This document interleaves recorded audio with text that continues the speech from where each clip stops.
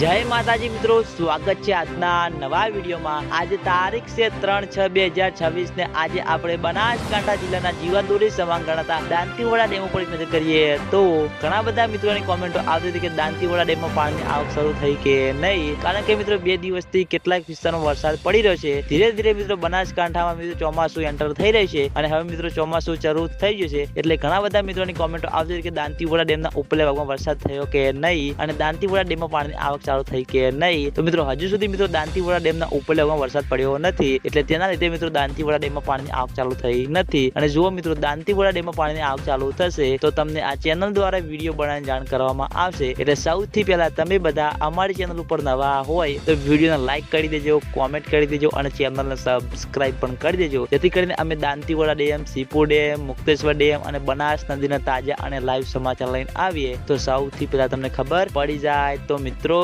જય માતાજી।